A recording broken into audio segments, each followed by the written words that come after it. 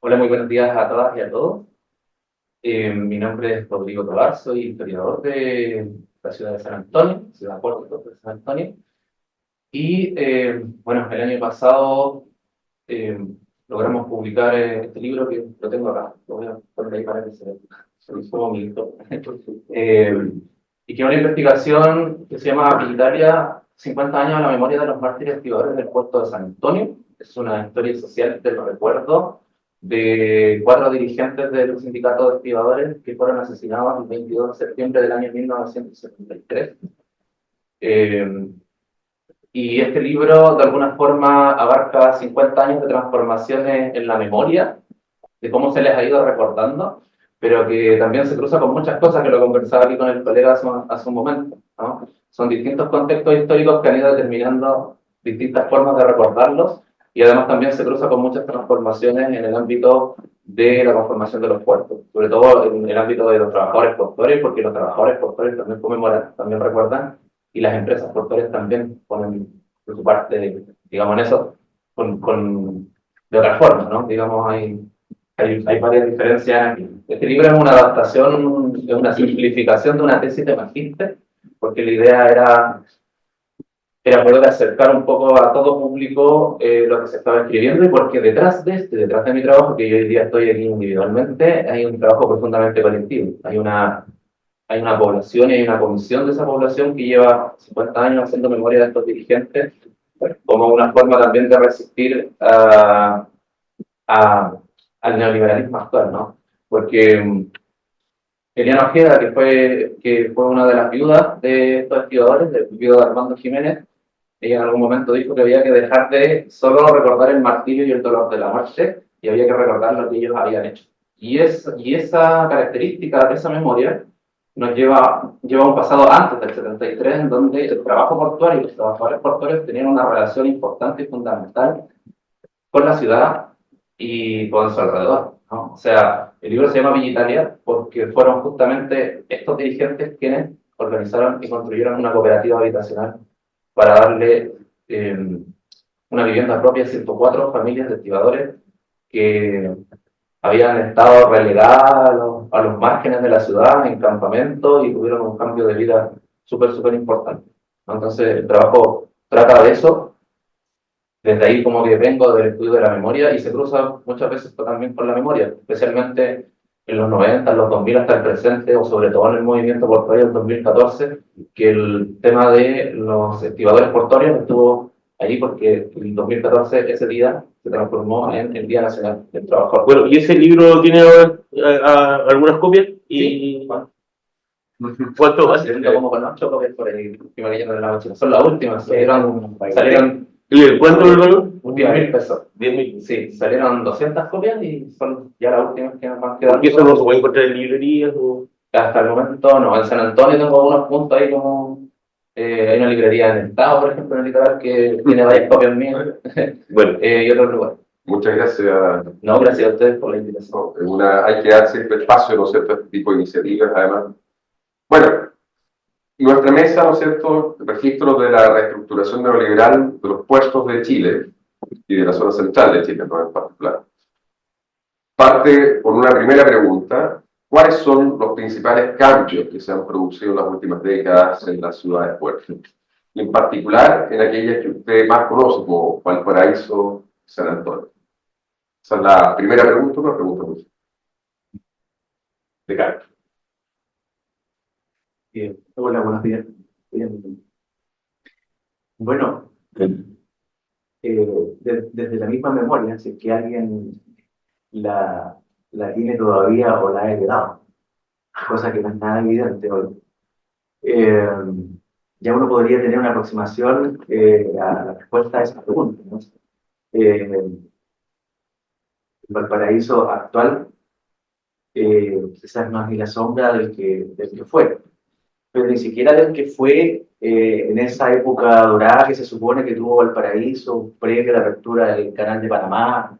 ¿Bien? Porque ese es un Valparaíso con el cual, digamos, la verdad que uno tiene poco que ver en qué sentido, ¿no? Ese era un Valparaíso europeizado, comercial, ¿no? En donde en realidad es la memoria, digamos, de una élite, que por supuesto que huyó repentinamente, digamos, cuando Valparaíso se comienza a proletarizar. ¿Bien? Huye a Santiago, huye a Lima. ¿Bien? Eh, Cuando yo pienso en Valparaíso, pienso en la ciudad, pienso en eso que se construyó, no justamente a partir de por ahí, por el año 25 en adelante, pongo ese año por la Constitución del 25 y por lo que significó en términos de avance, ¿no?, para los sectores mesocráticos y populares, por eso pongo ese año, ¿bien? Pero de ahí en adelante, ¿no?, Valparaíso se va construyendo básicamente, digamos, como una ciudad que está caracterizada porque su tejido social también responde a lo que a una variante de la cultura popular, de lo que en historiografía, digamos, o en ciencias humanas se conoce como cultura popular. Bien, y tiene que ver fundamentalmente con ese mundo del trabajo portuario, pero no exclusivamente del trabajo portuario, sino que también de la maestranza, del matadero, ¿no?, incluso, digamos, ¿no?, los sectores, digamos, eh, más humildes, digamos, de la Armada, ¿no? O sea, recordemos de que una parte importante de los hijos que no se podían mantener en las familias porteñas, que no les podían dar comida, ¿no?, iban a parar por ese motivo y no otro a las filas de la marinería. Entonces, cuando hablamos de sectores proletarios y cultura popular, también debemos pensar en eso, ¿no? Cosa que se nos ha hecho difícil pensar como después del golpe, ¿no?, en donde, digamos, esa institución se nos envilece, ¿ya?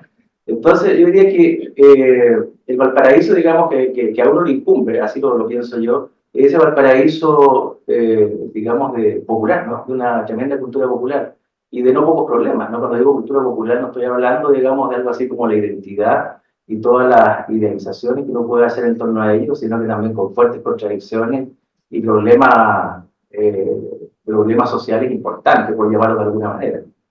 Valga el cine de Aldo Francia, si ustedes quieren, ¿no?, como referencia más asequible de ese registro, ¿no? El cine social.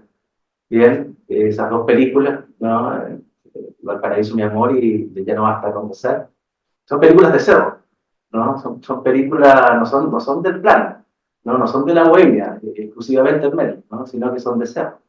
El Valparaíso, mi amor, parte con la escena de un cuacheo, ¿no?, en un sector del Cerro de Valparaíso que no es que se ve desde el plan cuando uno mira hacia arriba, sino que es la parte de atrás del cerro. Y ese sector existe, es que se quema, ¿no? Y ahí hay vida rural. Bien, hasta el día de hoy hay chanchos, hay gallinas, hay vacas. Bien, entonces, bueno, ahí aparece otra dimensión de esta ciudad-puerto, ¿no?, que tiene esa variante también y que la tuvo, digamos, desde cuando comienza a acumularse, ¿no?, en su ser. Bueno, aquí voy, ¿no?, en términos de la pregunta de Hernán. Eh, bueno, hay una sociabilidad que tiene que ver, ¿no?, con, digamos, una forma, digamos, de, de acumulación capitalista, pero también que está asociada a una forma de sociabilidad del trabajo, bien, que es la que va a desaparecer, digamos, ¿no?, desde, digamos, el mediados de los 70 en adelante. Es un tipo de capitalismo que requería, como alguna vez dijo Bauman, ¿no?, de un capitalismo que necesitaba de ejércitos humanos. Bien, bueno, y eran ejércitos humanos, digamos, los que albergaba el puerto y la maestranza Barón por sí solo, por ejemplo, ¿no? En su momento peak, ¿no?, la maestranza Barón, por ejemplo, llega a tener 9.000 obreros, ¿no? Eso es mucho si uno piensa, digamos, en que hay familias asociadas, ¿no? Bueno, no sé, los 4 o 7 sindicatos de estibadores, ¿no? Bueno, la neoliberalización, si tuviéramos que colocar un punto de inicio, claro, el obvio, digamos, tendría que ver como con el golpe, ¿bien? Pero, y esto, digamos, esas obviedades se difuminan un poco cuando uno conversa con antiguos trabajadores o dirigentes portuarios, ¿bien? Porque en algún momento, años atrás, nosotros hicimos un trabajo de construcción de fuentes orales, e hicimos una serie de entrevistas justamente con trabajadores portuarios antiguos, y está el golpe ahí, ¿no? O sea, por supuesto que está. Un golpe, digamos, que en la región cobra digamos, estas víctimas que son los dirigentes de San Antonio, ¿bien? Y eso, digamos, causa un primer efecto, digamos, de pánico, de su terrorismo ya. Y luego viene la ley maldita que recuerdan los escritores, ¿no? sí, 18.032 me parece, ¿no? Que es el número, que lo requisa el registro del derecho de matrícula, ¿bien? Que era justamente, digamos, lo que es la propiedad del trabajo por parte de los sindicatos, ¿ya? Esa es una cuestión, digamos, que inverosímil hoy, ¿ya? Uno le explica y resulta inverosímil a quien uno se le explica hoy día, ¿bien? Y que era justamente, digamos, el principio que permitía esa famosa fórmula del medio pollo, el cuarto pollo, ¿no? Que es básicamente, digamos, mucho excedente, perdón, son turnos estibadores de señora, ¿no? Que tienen un poder adquisitivo que convertido por lo menos al año que yo hice esa investigación, que era el 2005, a ese momento, tratando de hacer la conversión en cosas que se podían comprar, nos daba algo así como 200.000 pesos por turno, ¿no? El año 2005. ¿Ya? Eso es mucha plata, ¿no? Porque eso por supuesto que uno puede contratar a alguien por 100 lucas y ese que gana 100 lucas puede contratar a otro por 50 y todos siguen ganando. Pero a qué voy, ¿no? O sea, todo eso se consigue el año 66, el derecho a matrícula se consigue el 66, por eso que el marco de esto es el avance de los sectores mesocráticos y populares, eso está garantizado por una institucionalidad, ¿bien? Bueno, la del Frente Popular en adelante, ¿bien? Eh, bueno, yo diría que, bueno, el golpe con este terrorismo, digamos, del cual acusan de sido de inmediato las organizaciones sindicales portuarias, ¿no? Pero también finalmente el derecho a matrícula, ¿no? El año 81, me parece. Son los que terminan con este modelo, ¿no? Y esta forma de sociabilidad portuaria. Y que no es solo sociabilidad, porque cuando hablamos de una cantidad de dinero, ¿no? De la magnitud que les dije, por señora, ¿no? Pero que además, por supuesto que uno puede decir que es un sistema vicioso, me estoy ahorrando todas esas propiedades, ¿no? Porque claro, con la propiedad del trabajo, estos gremios, ¿no? Asumen conductas monopólicas. ¿Bien? Entonces, claro, uno puede decir todo eso, pero es una obviedad.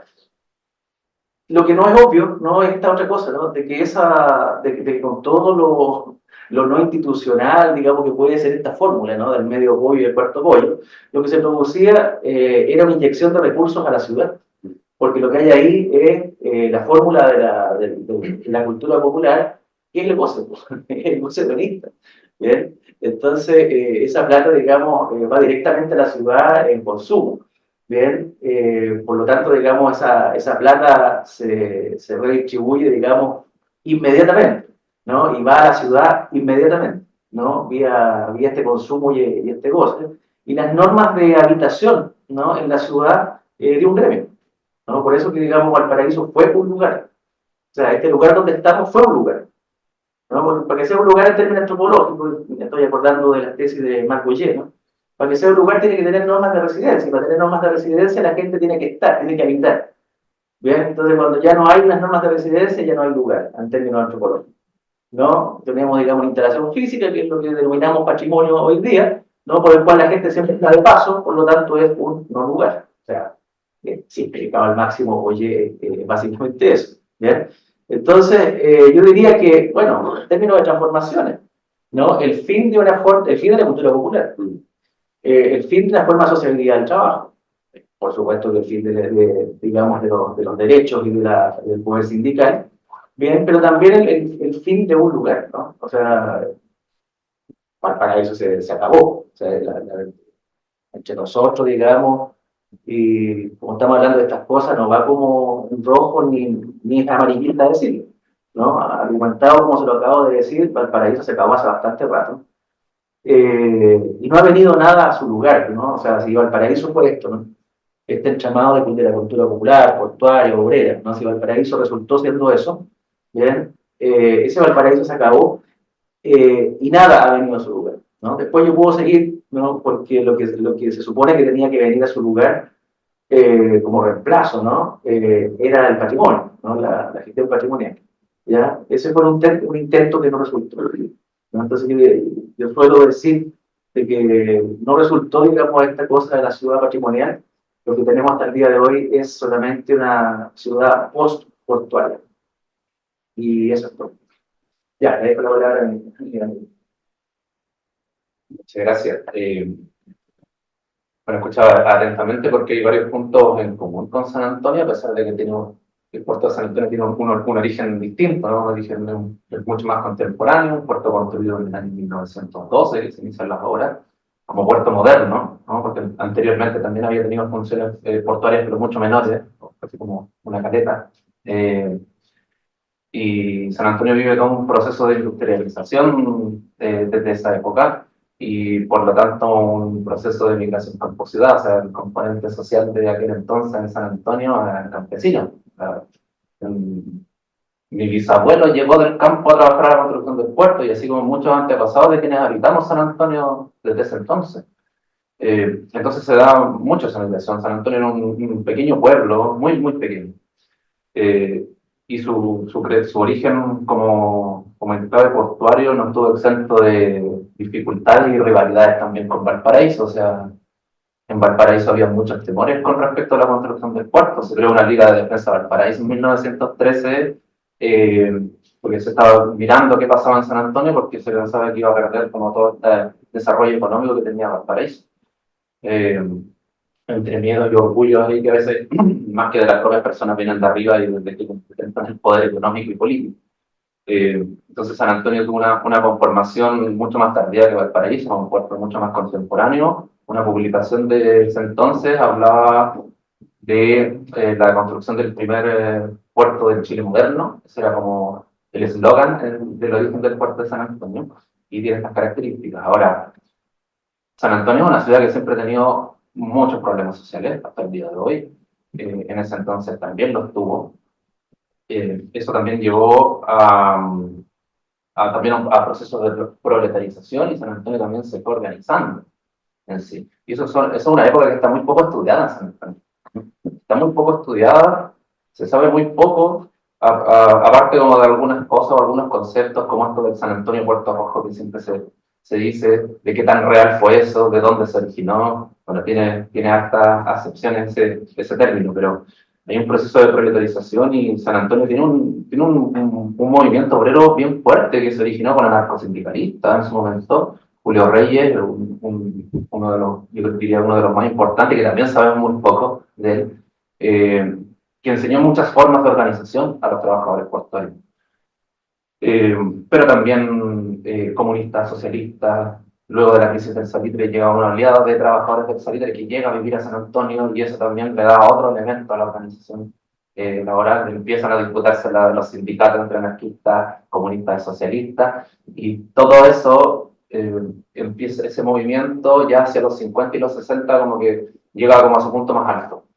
Y ahí aparecen los sindicatos como el sindicato de estibadores, que es lo que yo más he estudiado, como uno de los sindicatos más importantes del sector. Entonces, San Antonio siempre ha venido como desde abajo en ese entonces. Sus problemas sociales también han determinado mucho esa conformación política y de organización que tuvo hasta el 73, ¿no? O sea, cuando hablamos de neoliberalización, hablamos que en el 73 hay un corte y en San Antonio, hacia los 60, por ejemplo, el trabajo portuario y los trabajadores portuarios tenían una relación muy grande con la ciudad, ¿no? Hoy en día, si hacemos esta pregunta hoy en día a un habitante de San Antonio, siempre se va a dar una respuesta muy similar, ¿no? Si el puerto no nos deja nada a nosotros, vemos pasar y pasar los contenedores como las mercancías de todos esos millones, pero la ciudad no tiene nada de eso.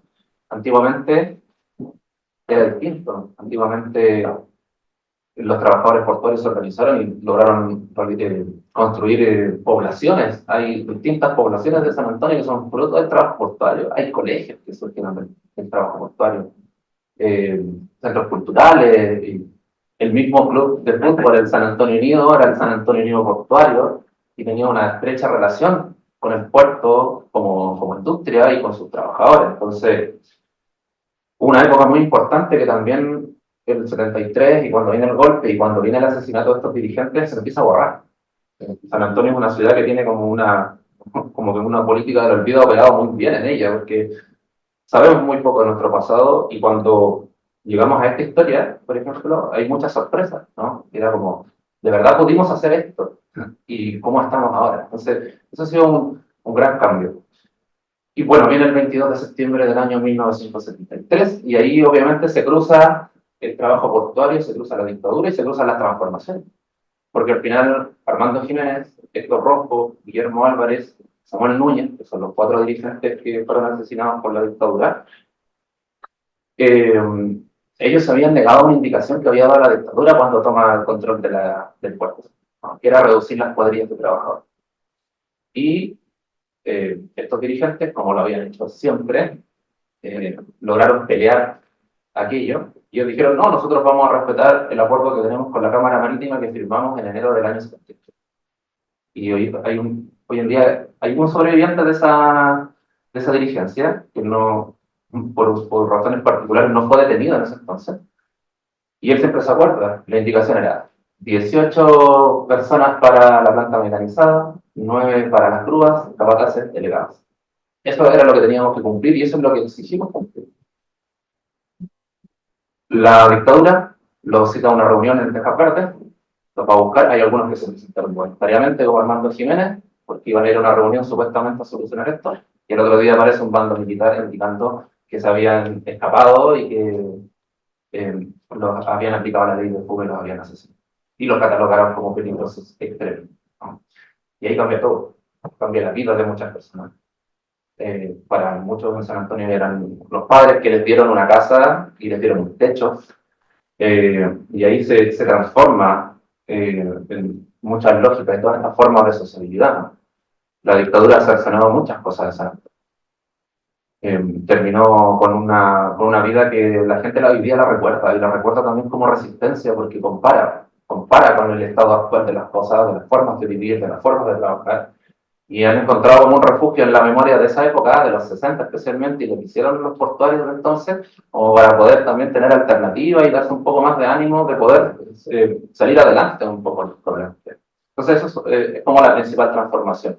Y llegando un poco más hacia las últimas décadas, más presentes, bueno, y heredados de aquello, Pablo también hacía referencia un poco a los años 80 y la cancelación de las matrículas. Eso también es muy importante porque ahí se corta la transmisión que venía desde los antiguos portuarios con las nuevas formas de organización sindical. O sea, hay un sindicalismo que se fragmenta, y si antes teníamos un sindicato de esquivadores, hoy día está Jorge Aguirre presente, hay un montón de sindicatos, no sé, 16 sindicatos en un sector, y de distinta conformación, con muchas complicaciones para llegar a acuerdos también con participaciones diversas. De todos esos sindicatos, hay un sindicato como el sindicato número 1 de Lipi San Antonio que participa en las actividades de memoria, que organiza las actividades de memoria, a diferencia de otros más. Entonces, ahí hay un tema netamente como de transformaciones dentro del ámbito laboral en el puerto de San Antonio. Pero también hay otro ámbito que es la influencia en el territorio, que también se transformó y se transformó de manera importante. Acá, más que nada, a lo que quiero referir tiene que ver un poco con ciertas externalidades, ¿no? El puerto de San Antonio antiguamente tenía mucha relación. El desarrollo portuario y económico de aquello significaba también desarrollo económico para la ciudad. Hoy en día hay una gran diferencia con eso. Las personas lo alegan mucho, ¿no? ¿Dónde se van todas las riquezas que pasan frente a nosotros? Y San Antonio, quienes conocen el puerto de San Antonio, tiene una amplia infraestructura que es como bien imponente cuando uno llega y la ciudad está alrededor. Pero también se han transformado esas relaciones con la ciudad. Y yo diría que hoy día las relaciones son bastante problemáticas. Son bastante problemáticas porque la ciudad no ve esa retribución, los habitantes no vemos esa retribución, y porque además el puerto también tiene sus proyectos de expansión, y sus proyectos de expansión tienen ciudad alrededor, ¿no? Entonces, hay poblaciones históricas que han desaparecido por la expansión portuaria, hay personas que han sido desplazadas por estas lógicas, ¿no? El proyecto de puerto exterior es un tema en boga hace ya varios años en San Antonio, y también hay mucha resistencia sobre eso, porque el primer proyecto era llenar de concreto un humedal y todo un ecosistema, que también la gente salió en defensa de aquello. Y después aparece este proyecto de puerto exterior, que es como hacer más muelles hacia afuera, pero que también tiene una serie de externalidades. O sea, la ciudad desde 3 puntos de acceso tiene que hacer nuevas entradas, tiene que expropiar, tiene que sacar personas, tiene que destruir otros lugares. Eso también es un tema muy, muy importante. el alto flujo de camiones en San Antonio, o sea, en las noticias como de locales, uno todos los días está viendo accidentes de camiones al entrar y salir del puerto, ¿no? Es un tema muy sensible, ¿no? O sea, el tráfico de ácido sulfúrico pasa por entre medio de poblaciones, la línea del tren. Entonces, ahí también hay otra como de las grandes transformaciones. O sea, tanto en el régimen laboral interno de los trabajadores, en la cultura también de los propios trabajadores, de cómo también de estas lógicas colectivas han pasado a formas mucho más individualistas, tanto en su organización, en cómo ven el trabajo portuario, pero también en cómo el puerto se relacionaba con la ciudad. Y hoy en día tiene un punto bastante crítico, por lo menos yo soy parte de ese sector, como de la ciudadanía local, que somos bastante críticos con el tema del puerto, ¿no? Eso. Muchas gracias a ambos, ¿no es cierto?, por su primera respuesta a esta pregunta sobre los principales cambios que se han producido en las últimas décadas en la ciudad fuerte. Nuestra segunda pregunta está naturalmente muy entrelazada, ¿no? Las tres giran sobre esta cuestión de los registros de la reestructuración neoliberal. Y la pregunta es, en términos estrictos, ¿qué impronta le otorga a esos cambios la estrategia del desarrollo que se ha implementado en Chile en las últimas décadas?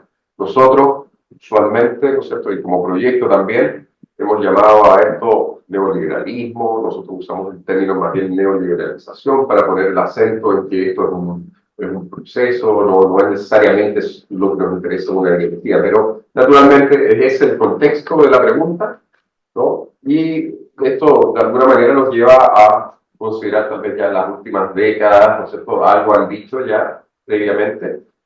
Y nos interesa también, en segundo lugar, saber qué desafíos plantean, creen ustedes, esos cambios en con este marco, ¿no es cierto?, de un proceso de reestructuración, ya vemos, neoliberal o de neoliberalización para los territorios, ¿no?, urbanos, rurales, etc. Sí, estaba pensando, ¿qué se quiere decir en el ámbito portuario cuando hablamos de neoliberalización? Yo creo que es un proceso que uno lo podría esquematizar de la siguiente manera, ¿no?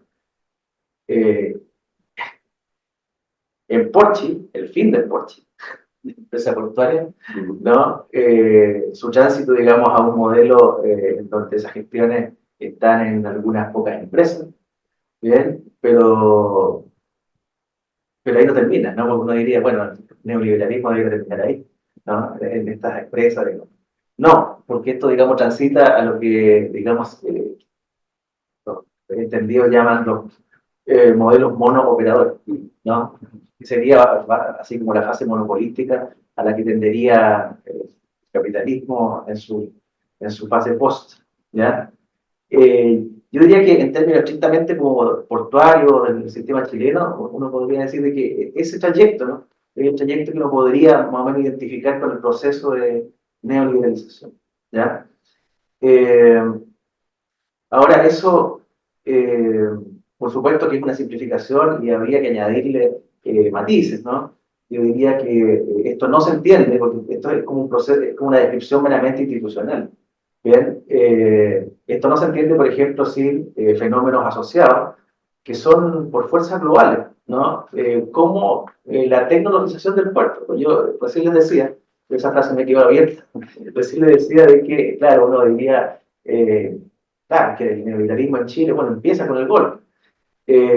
Claro, pero cuando uno se entrevista con los trabajadores antiguos, ¿no? Te van a decir, sí, pero lo que pasa es que ya estábamos quedando sin trabajo y ya digamos, la organización de trabajadores venía debilitándose, ¿no?, por la tecnificación del puerto. O sea, también hay un tránsito que uno podría esquematizar, ¿no?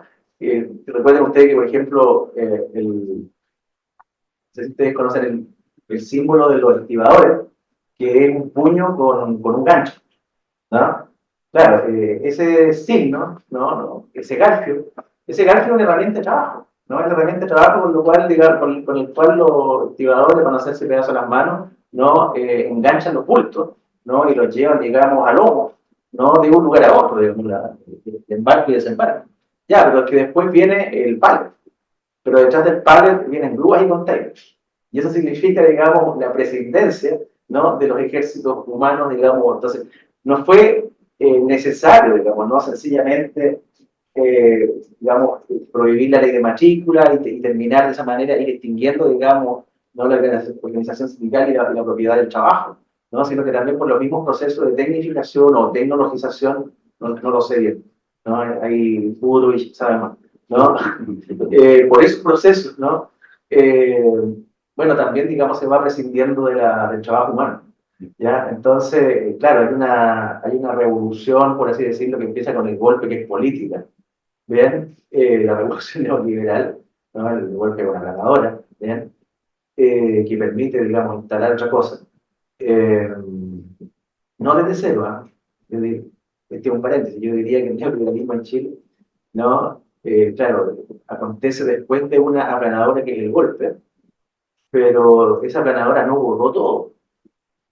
Yo diría que lo que quedó y lo que aprovechó el neoliberalismo es la cultura de la difundir, ¿no? Entonces, de repente, cuando se pregunta a uno por qué, digamos, está el modelo chileno, ¿no? Liberal en lo económico, ¿no? Pero conservador en términos culturales. Bueno, es que la planadora, digamos, esquivó ciertas cosas.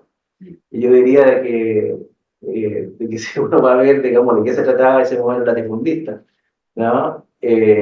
Uno puede reconocer de inmediato cómo se traslaparon, digamos, ese autoritarismo patronal, ¿no? Ese sojuzgamiento de los trabajadores, cómo se trasladó, ¿no? En la empresa, ¿no? Yo diría que habría que asomarse por ahí. Bueno, pero vuelvo, ¿no?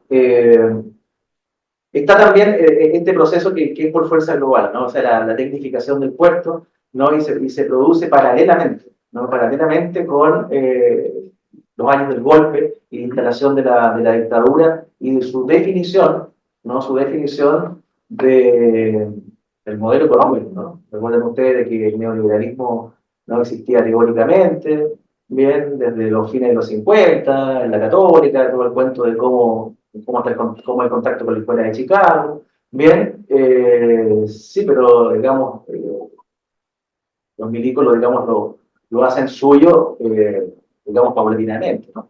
Empujan fuertemente, digamos, la gente de Valparaíso. Así cuenta la historia. En la Marina, son sectores asociados, digamos, a Ricardo Claro, al Mercurio, ¿bien? Por ahí, digamos, van empujando a asumir este modelo, ¿ya?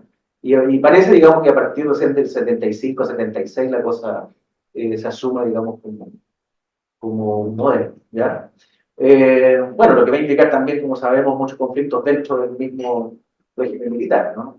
Golpe, después del golpe, como lo denominado Verónica Valdivia, ¿no? Los sectores más nacionalistas y fascistas, ahí pierden. Y con un ala, digamos, Pax Libertad, General Lee, digamos, hay que destruir, ¿sí? Son fachos clásicos, ¿no? Bueno, eso pierde. Entonces, ¿no? Neoliberalización tiene que ver con esto. Este modelo, ¿no? Este tránsito de Emporchi, empresas, modelo monoperador, ¿no? Es lo que me describió tal cual un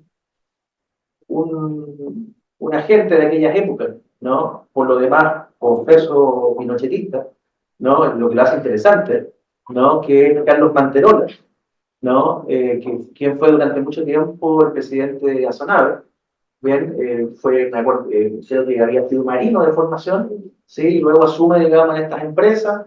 Azonave es la Asociación de Empresas Navieras, bien, por lo tanto, digamos, se supone que hasta ahí debiera haber llegado el neoliberalismo, ¿no? Pero en el último tiempo, digamos, Carlos Manterola está desolado, ¿no? Porque todo esto había seguido hacia el modelo monoperador. Bien, y eso digamos, se redundaba en que las empresas que representaba eran ahora insignificantes. Bien, entonces ese modelo, digamos, me lo da él, ¿no? Ese modelo esquemático, y en su momento me dio un montón de papeles, los técnicos, ¿no? De gráficos y cosas que se usaban en las reuniones de Azonave, que se usaban para explicarse ellos lo que les había pasado. ¿Ya? De ahí podemos hablar de esos materiales. Bueno, y en términos de ciudad, pues con esto le doy la palabra. En términos de ciudad, yo diría que ¿cómo se siente la neoliberalización? En una palabra, así simplificado, bueno, esto va a ser abandono, y señalamiento, ¿ya? O sea, yo creo que todos los que nos criamos hoy veníamos al paraíso mucho en los años 80, recordamos una ciudad así, que incluso, era incluso mejor que la presente, pero ya era, digamos, pura decadencia y abandono, ¿no? Y miedo, ¿no? Por lo menos, digamos, yo que me crié en una familia muy de izquierda, ¿no? Era miedo, ¿bien? Y era como de juntarse en lugares secretos, ¿no? Y en donde todo quien tenía alguna relación con la Marina salía con una prepotencia tremenda, digamos, ¿no? Y, bueno, el paisaje, digamos, la sociología cotidiana de esa época, ¿no? Es algo bien espeluznante visto hoy, ¿bien? Bueno, pero la ciudad en ese minuto claramente ya no tenía el puerto, ya no tenía tampoco la maestranza, ¿no? Recuerdan que, bueno, la destrucción de ferrocarriles, bien, y el favorecimiento a los gremios de transportistas, camioneros, ¿no? Eh, y bueno, yo creo que ese tránsito está bien sintetizado en porque Valparaíso es único, pero tampoco es tan único, ¿no? O sea, forma parte también de un momento histórico, ¿bien? Entonces yo diría que yo mencioné recién a Sigmund Bauman. Sigmund Bauman son 5 líneas. Sigmund Bauman describe de esta manera el tránsito de ese mundo a este otro mundo, ¿no? Dice, esa forma más antigua de sociedad moderna, la de explotación industrial, la que necesitaba ejército humano trabajando, esa forma moderna, ¿no? De sociedad moderna utilizaba a sus miembros principalmente como productores y soldados. Digamos, del siglo XIX a mediados del XX, ¿no? Ese mundo está describiendo, ¿no? Pero en su actual etapa moderna tardía, moderna segunda, sobremoderna o posmoderna, ya no necesita ejércitos industriales ni militares. Tampoco necesita masa. En cambio, debe comprometer a sus miembros como consumidores. ¿Bien? Y a mí me parece de que ese es el intento que uno ve, ¿no? Cuando se trata de guiar a Valparaíso, ¿no? O buscarle un destino, ¿no? Se trata digamos, de patrimonializar, ¿no? O sea, Valparaíso ya no va a tener lo que tuvo con el puerto ni con ninguna industria, o sea, significa asumir eso, ¿no? Porque claramente, digamos, las experiencias de patrimonialización en todo el planeta, digamos, habían registrado en lugares que habían visto extinguidos, sin recuperación, sus motores industriales. ¿Bien? Si uno hace, digamos, una pequeña revisión, ¿no? Los lugares que se patrimonializan, ¿no? Son casi todos, digamos, lugares, ¿no? En donde sus motores industriales se extinguen. ¿Ven? ¿Qué podemos hacer con esos lugares que ya no van a volver? Porque el capitalismo va por otro lado. ¿Cuándo fue por otro lado? Después de la crisis del petróleo, ¿no? Y ese periodo se inaugura, digamos, con otro nombre, el capitalismo postindustrial. ¿Bien? ¿Y qué es el capitalismo postindustrial? Bien, el capitalismo de los servicios, ¿no? Entonces Valparaíso ahora es patrimonio, pero también un lugar donde hay universidades, servicios, ¿bien? Donde hay servicios públicos, ¿no? Las oficinas, digamos, bancarias, del Estado, digamos, ¿no? Entonces está, digamos, hay un plan no muy confeso, no muy explicitado, ¿no? Pero del cual, digamos, yo tengo, digamos, alguna referencia fiable, ¿no? De que se piensa, ¿no? En los 90, a Valparaíso, digamos, ¿no? Como digamos, de entrada a esta otra etapa de la historia de la humanidad, ¿no? Resulta muy impropio, digamos, decir Valparaíso postindustrial, porque ustedes entenderán de que América Latina, digamos, son países que en estricto rigor nunca se industrializan propiamente, y la industrialización en Chile duró algo así como 15 o 20 años, digamos. El modelo ICI de sustitución de importaciones, ¿no? Fracasa tempranamente. ¿no? El año 55 ya está liquidado. ¿Bien? Entonces, claro, yo hago esa salvedad, ¿no? Cuando uno dice que la economía es muy industrial, no es que nos hayamos industrializado del todo, ¿bien? Pero es que son modelos, digamos, que se recogen de las tendencias globales, ¿bien? Y acá entonces hay un viraje, un intento de viraje, ¿no? Entonces hacia el consumo, ¿no? El capitalismo de los servicios. Recuerden que en Valparaíso se celebró un fórum, que no resultó, por supuesto, ¿bien? Hubo un fórum, así como el fórum de Barcelona, ¿no? Hubo un fórum acá que se hizo, nadie lo recuerda, nadie fue, no sé si alguien fue, que acá, no dejó las obras que dejó en Barcelona, ¿no? En Barcelona no va, todavía hay cosas que se levantaron cuando fue el fórum, acá no dejó ni una huella. Bien, se supone que eso era, digamos, el acto que tenía que instalar a Valparaíso como ciudad marca, pero no resultó. Bien, y Valparaíso tiene una dinámica de remolino, ¿no? Que hace que las cosas desaparezcan. Y cosas, digamos, que resultan en otras partes, o por lo general resultan, acá no resultan, ¿no? Acá el McDonald's duró un año.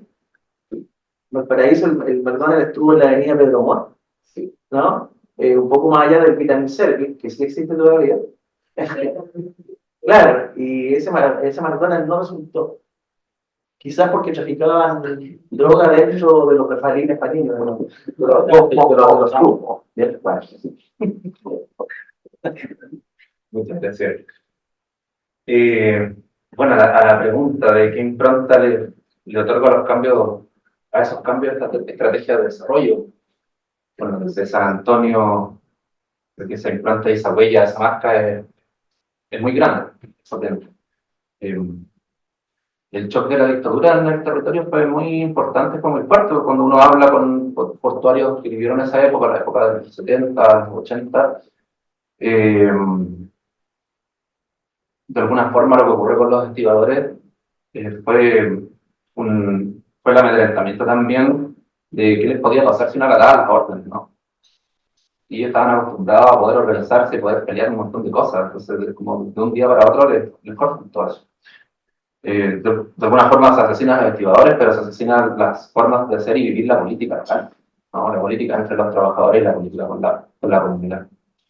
Don Rubén Mesa, que es un portuario jubilado, siempre recuerda que luego de ese hecho, durante los 70, los 80, hacer la matrícula, iban a trabajar, decía, íbamos a trabajar con la cabeza gacha, vivimos muchos años de mucha tristeza en el trabajo. Y fue así porque nos cambiaron todo lo que teníamos y todo lo que nos había costado muchas décadas por conseguir, porque lo que habían hecho estos dirigentes lo habían aprendido de dirigentes de décadas anteriores que habían dado los primeros pasos. Entonces había una maduración en torno a la organización y las cosas y los logros sociales que se habían podido conseguir, y ahí todo eso se va abajo. Por eso yo siempre hablo del shock de la dictadura, por lo menos en esta comunidad y lo que está alrededor de los tiradores. Otra de las huellas y las marcas importantes tiene que ver también con esta cancelación en los 80 de las matrículas. Creo que este proceso en donde el sindicalismo se fragmenta, creo que es donde se ataca la esencia del trabajo puertorriqueño, ¿no? Porque era lo que les daba las mayores herramientas de organización, las mayores formas de pelear dentro del sistema de trabajo, porque, o sea, antes del 73, ya sea con el Estado o con ciertas empresas, no era también, había discusiones también, se peleaban las cosas, ¿no? Pero se lograba.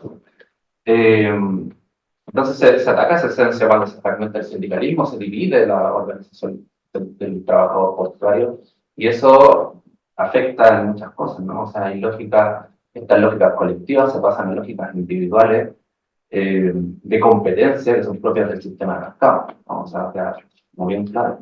Otro trabajador portuario en la época que vive esa transición en los 80 a los 90, una vez conversando nos decía que también se había cambiado el lenguaje desde las empresas hacia los propios trabajadores. O sea, decía, los correos que nos llegaban ya no nos trataban de trabajadores, nos trataban de colaboradores, y eso también, un poco de esos lenguajes y esas culturas dentro del sistema de trabajo también van modificando esas lógicas. Entonces, ellos sintieron que se desdibujó mucho la figura que tenían como trabajadores dentro de aquí.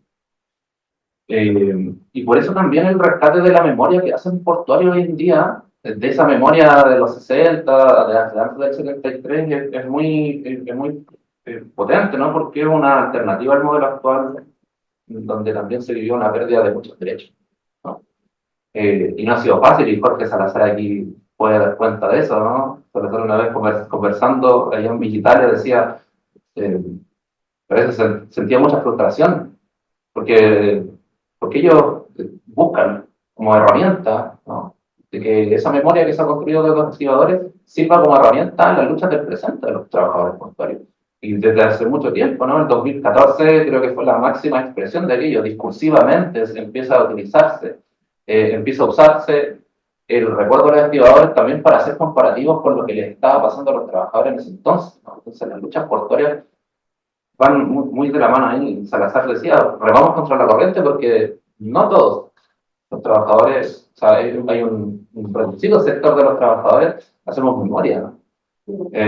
Nos pasa en la Villa Italia, ¿no? Hay gente que ese día está preocupada de ir a celebrar, ¿no es cierto? El Portorio de hacer una fiesta, que tampoco está mal, ¿no? Pero es eso y no hacer memoria, no recordar, o por lo menos no tener esa conciencia de lo que pasó con el sector y de las alternativas que se tienen para los problemas actuales, ¿no? Entonces, es muy clarificador lo que a veces nos cuenta Jorge.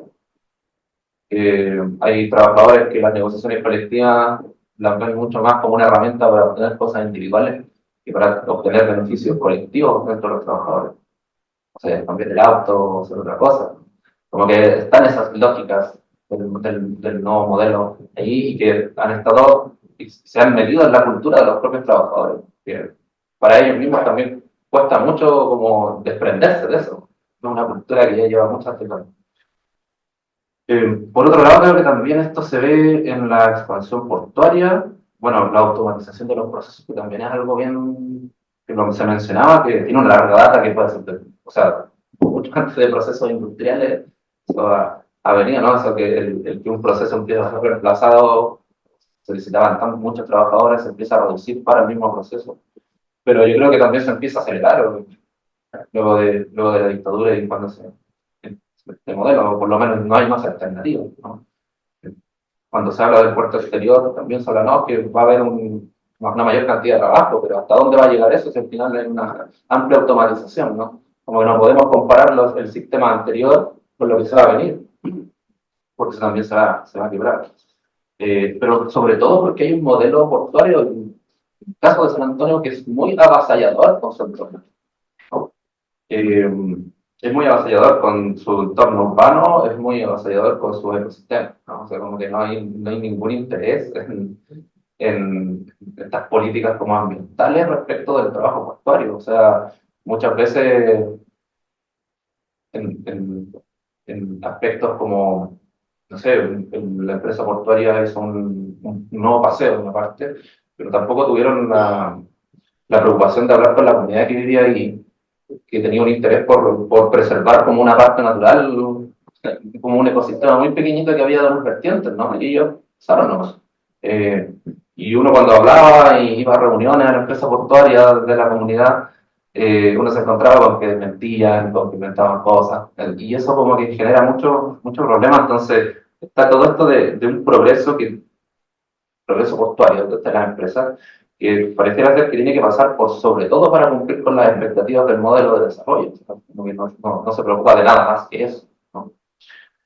Eh, y bueno, eso más que nada, yo creo que el tema medioambiental es uno de los puntos también muy importantes, como lo mencionaba, y en general, eh, esto de que en San Antonio observamos una amplia infraestructura con un amplio tránsito de mercancías, pero San Antonio no ve nada.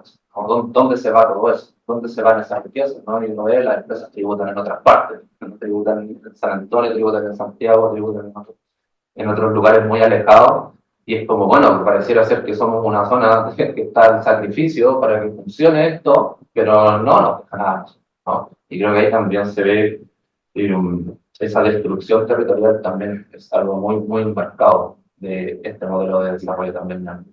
Ujú.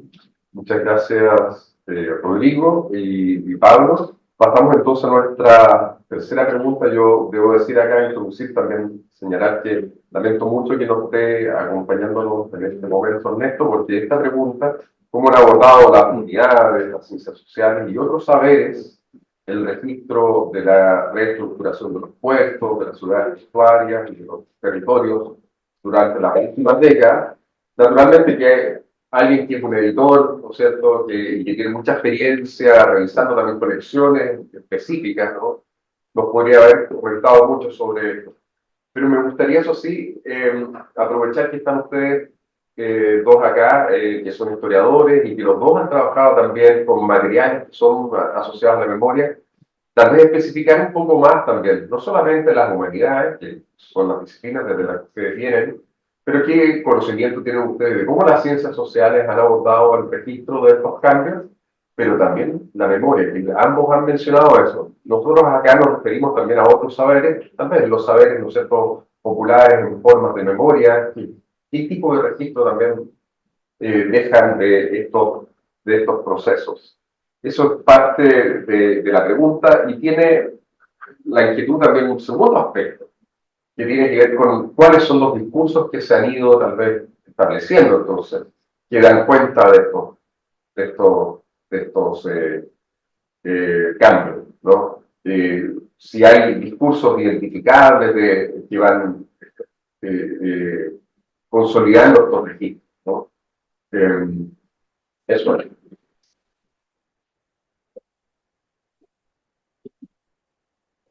Sí, sin duda una mirada más amplia de William falta Ernesto, ¿no? Como editor de una colección porteñita. Yo tengo la impresión, creo que no es puramente individual, de que hay mucho registro testimonial, ¿no? Y me atrevería a decir nostálgico, ¿no? Como todas las cosas, la nostalgia no tiene una sola cara, ¿no? La nostalgia tiene esta faz dulzona, ¿no?, y seductora, melancólica, ¿no?, de añoranza, digamos, y de quedarse ahí, ¿no?, de quedarse en esa ensoñación de los tiempos que fueron mejores.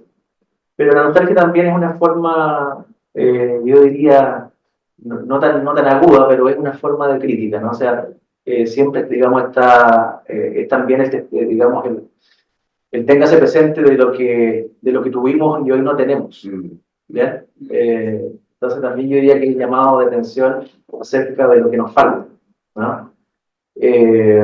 Claro, ¿cómo es que se articula más acentuado de una manera u otra? Creo que tiene que ver con las coordenadas políticas y culturales del presente desde el que se recuerda, ¿no? Yo diría que lamentablemente las coordenadas actuales tienden solamente, digamos, a una nostalgia, digamos, inmovilista, ¿no? Yo diría que lo que uno esperaría, ¿no?, para empezar a hablar de ciencias sociales, de ciencias humanas, lo que uno esperaría, por lo menos su concepto moderno, ¿no? Yo quizás, digamos, soy demasiado conservador en ese sentido. ¿Por qué? Porque lo que uno esperaría sería una articulación de un saber, ¿no?, que pudiera informar la acción. Eso es muy moderno, por eso lo digo, ¿no? En primer lugar, asume el supuesto de que el saber, digamos, puede informar la acción, ¿no? Y eso es un supuesto. Nada evidente hoy día, ¿ya? ¿Por qué? ¿Por qué nada evidente? Porque, por ejemplo, ¿no?, dicho muy en corto, algo de eso adelantó aquí, vivimos en un nivel tal de aceleración de cambio, ¿no?, que uno en el momento en el cual, digamos, asienta cierto saber, ¿no?, ese saber parece que se vuelve caduco, ¿no?, para poder informar la acción. Entonces, el rostro de lo que se ha convertido en un tópico en ciencias humanas, ¿no?, la aceleración, ¿no?, ya el aceleracionismo, la aceleración, ya, todo eso escrito, ¿no? Entonces se ha vuelto un tópico. Antes de que uno lo entienda bien, se ha vuelto un tópico, ¿ya? Pero si algo uno puede, digamos, entender de ahí es esto, ¿no? O sea, la expresión concreta es la velocidad a la cual se vuelven caducos nuestros saberes, ¿no? Detrás de nuestra necesidad de planear la acción, ¿ya? Entonces, por ejemplo, por eso. Entonces yo diría de que, bueno, uno exigiría, más allá de los registros testimoniales, uno exigiría registros, digamos, un poco más explicativos, ¿no? Cuando yo mencionaba que en algún momento con otros compañeros y compañeras hicimos unas entrevistas para construir documentos orales, ¿no? Resultó un libro, claro, producto de un proyecto que nunca se vendió en ninguna parte, libros de ese tipo, ¿no? Eh,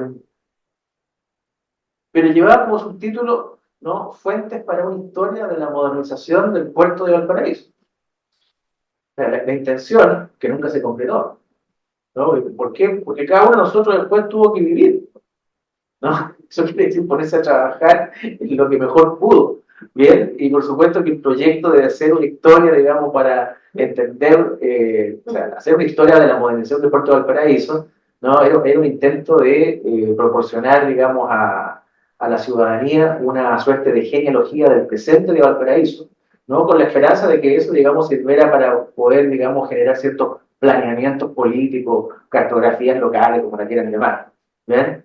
Me parece que las ciencias sociales tenían ese sentido, ¿bien? Me parece que ya no es tan claro que tengan ese sentido, ¿no? Ya, eso por una parte. Y en términos de historiografía, ¿no? Propiamente tal, ¿no? Yo diría que la historiografía, por lo general, en esta región, la historiografía se hace en centros universitarios, bien, y se hace la historiografía a la cual tiende en este momento la institución universitaria, ¿no? Que es la historiografía de monográficos y papers. ¿Por qué no existe todavía desde algún centro académico o en colaboración de los tres dedicados a historia que existen en la región? ¿Por qué no existe algo así como una historia, pongo entre paréntesis, historiografía, ¿no? Que es aquello que hacen los historiadores e historiadoras. No digo nada más que eso. Con las reglas que se autoimponen, es un tipo de saber. Pero ¿por qué no existe, no? Una historiografía, ¿no? Un trabajo historiográfico general sobre Valparaíso.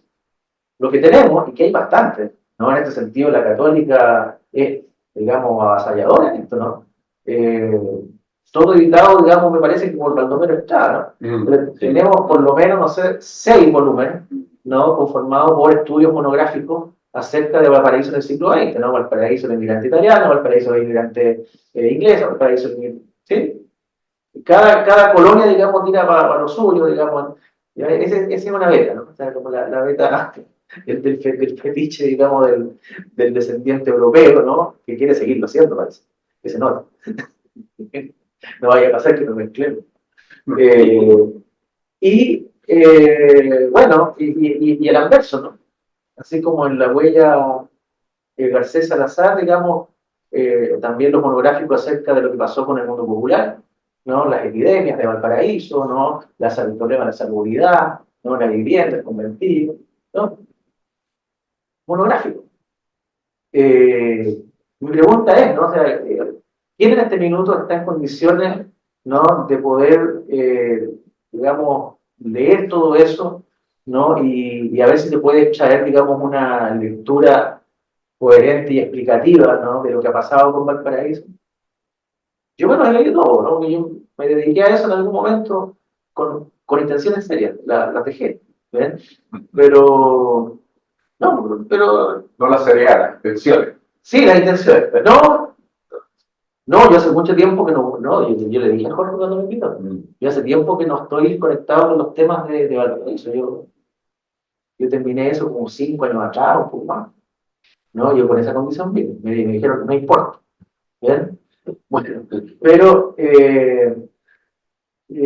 vuelvo al punto, ¿no? Es importante, creo yo, de todas maneras, a ver si uno pudiese contar, a ver si alguien levanta ese proyecto, ¿no? De por fin, digamos, hacer una historia no anecdótica, no testimonial, no miscelánea, no nostálgica ni pseudo poética, no rococó, que es lo que más hay, ¿ya?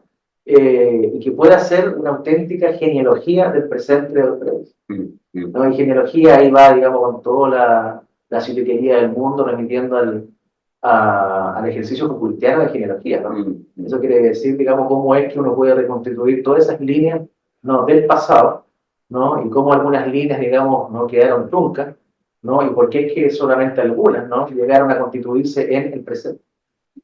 No, ese es el hueco, diría yo, de la definición del ejercicio genealógico Foucaultiano. Yo creo que necesitamos una genealogía, ¿no? Una historia genealógica en ese sentido, no de familias, ni una historia genealógica para entender el presente de Valparaíso.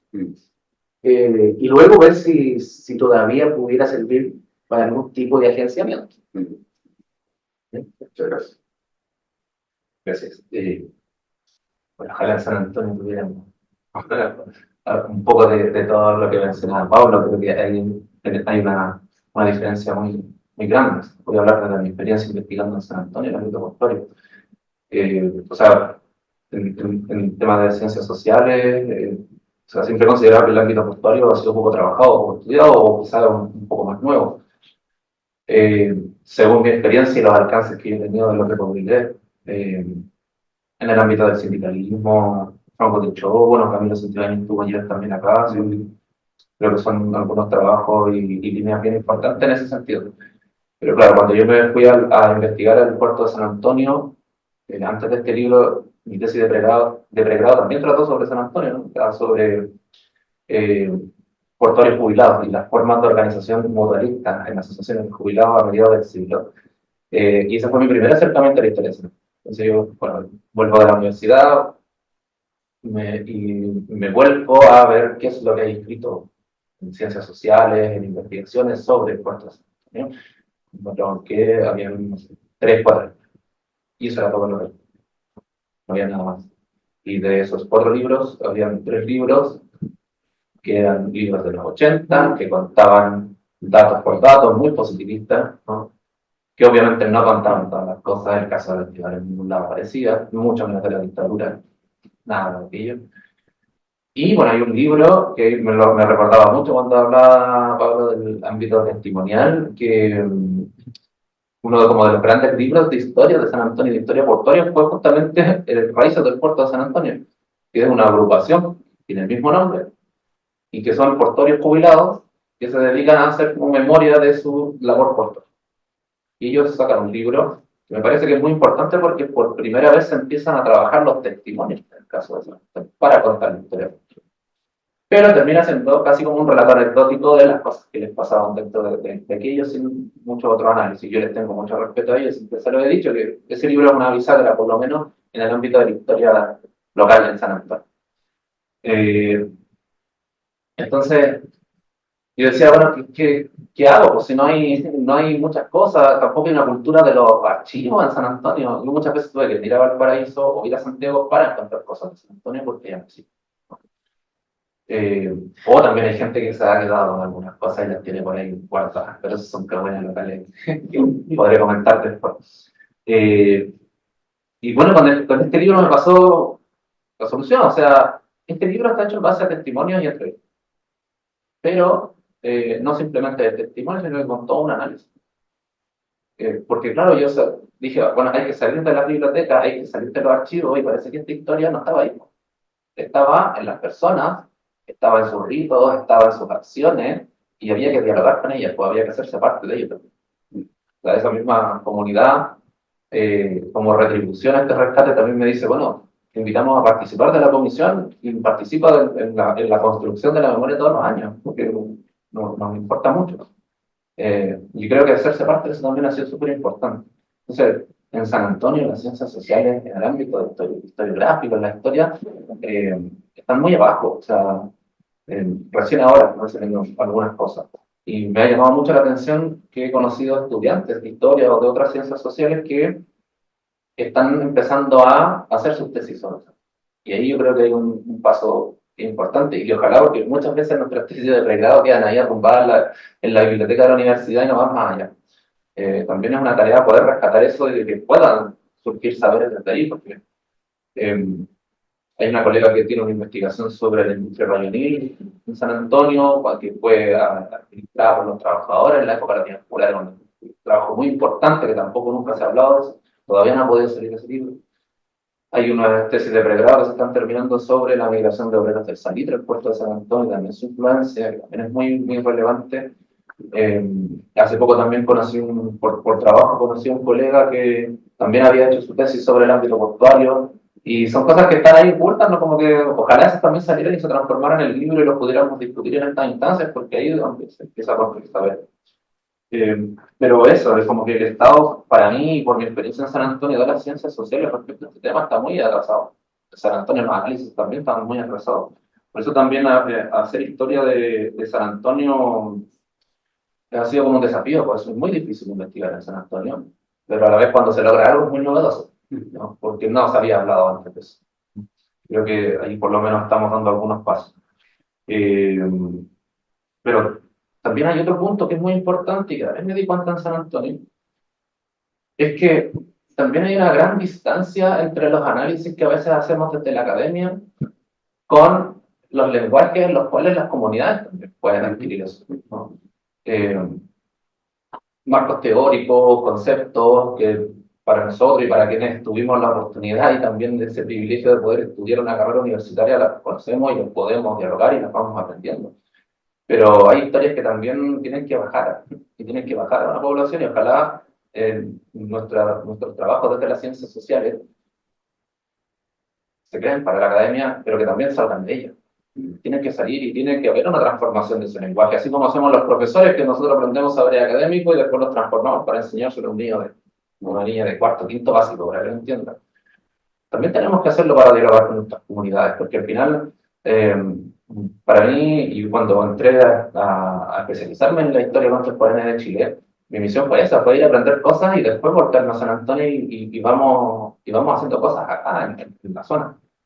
Entonces, lo mismo pasó con esta tesis que origina este libro, que, bueno, ahí también aparece la gestión de los sindicatos. Cuando salió la tesis, Salazar me dice, bueno, podemos conseguir unas lucas, imprimamos la tesis y la regalamos al 22. Y eso hicimos, pues la regalamos. Pero era la tesis. Y se empezó a hablar de eso. Empezamos a dialogar. Pero era la tesis y tenía conceptos complejos, tenía análisis teóricos complejos. Y ahí nos pusimos la tarea de que había que transformar ese y había que hacer un libro para los 50 años, que nos permitiera poder conversar entre todas y todos, ¿no? O sea, que lo entendiera un doctor, pero que también lo entendiera la vecina de una población. Y que obviamente ese trabajo fue hecho también con el testimonio de las personas. Creo que eso también es una gran tarea que tienen las ciencias sociales y las humanidades, para que no queden simplemente en una alta espera, terminamos hablando los mismos, sino que también nos permitan involucrarnos con las comunidades en las cuales estudiamos, ¿no? Yo soy muy contrario a ir a una comunidad a estudiar y después irme y obtener beneficios propios. Yo también tengo que tener una retribución por esas comunidades, ¿no? Y el rescate de la memoria también es fundamental para ello. Y bueno, y por último también creo, no, lo penúltimo, creo que también es importante un poco el descentralizar también estos saberes, ¿no? O sea, San Antonio estamos ahí como bien aislados en el ámbito de la investigación y en la conformación de estos saberes desde las humanidades, de las ciencias sociales. Ahora recién hace poco se está recuperando un archivo local en la biblioteca, porque había cosas que estaban ahí olvidadas, algunas cosas perdidas, etcétera. Hoy día está como reafirmando, reorganizándose, perdón. Pero uno tiene que irse a Santiago, tiene que ir a otros lugares. Yo con este trabajo terminé yendo a Talcahuano también, ¿no? Yo creo que a veces también hay que descentralizar un poco ese ámbito de los archivos, hacerlo un poco más cercano a las localidades. Y ahí es donde quiero agregar lo último. También me parece muy necesario reafirmar la importancia de los estudios locales. Ahora, los estudios locales han estado por años en ese derrotero de las historias locales que están en el último lugar de la comprensión histórica, ¿no? Y que parecen ser anecdotarios o cosas como muy pintorescas que a alguien se le ocurrió en un pequeño pueblito, ¿no?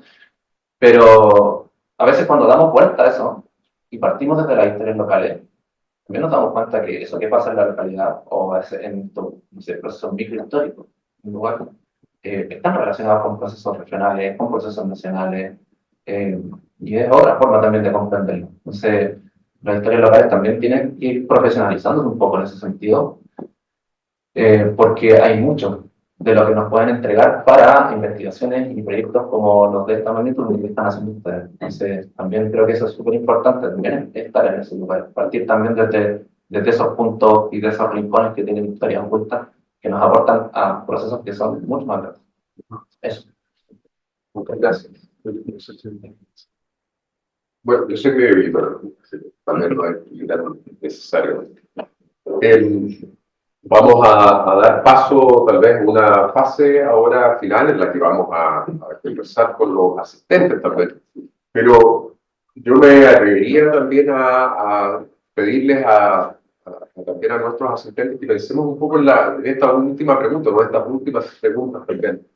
¿Qué registros, por ejemplo, tenemos acá? Arquitectos, Cristian Moreno, a Fraga, ¿no es cierto? Y probablemente algo más, que vienen de la arquitectura, del interés de la arquitectura y el urbanismo. Y ahí hay ciertos registros también, ¿ah? De este tipo de reestructuraciones de la ciudad. Ustedes están siempre muy involucrados en eso, en realidad, ¿no? Uno lo ve en las bienales, por ejemplo, que se realizan. Yo recuerdo haber estado acá en alguna, el año 17-18. Y me acuerdo que eso era una cuestión importante. Y eso queda usualmente como visto como proyecto, ¿no? Pero hay toda una reflexión conceptual y hay una elaboración. En fin, pensar un poco en eso. Y también pensé en algún momento, porque tenemos que hablar con la periodista también de acá de la universidad, el registro de crónica o del periodismo, ¿no? Y que también queda en los distintos formatos, de periódicos, hasta de blogs eventualmente, pero en esos distintos formatos, ¿no? Entonces, sería interesante también pensar cómo esta amplitud de posibles registros, ¿no? Han ido, valga la redundancia, registrando también esta reestructuración de la ciudad. Y ahí queda también planteada la pregunta sobre, quizás no la abordamos de manera explícita, pero que estaba planteada, ¿no? O sea, el problema cuando uno mete dos preguntas en un tema, ¿no? Uno se queda, usualmente hay una de ellas que es la segunda o la tercera, ¿no? Que queda ahí medio olvidada, pero, o tal vez está en el entramado de las respuestas que ustedes dieron, sé que hay discursos que ya estén más o menos eh, consolidando, cristalizando comprensiones que estaban en estos registros, ¿no? Sobre esta reestructuración. Hay discursos que ya uno puede identificar que están allí presentes, algunos dominantes, algunos otros quizás subalternos. Ese tipo de reflexión yo creo que sigue siendo también una reflexión que está quizás un poco pendiente, quizás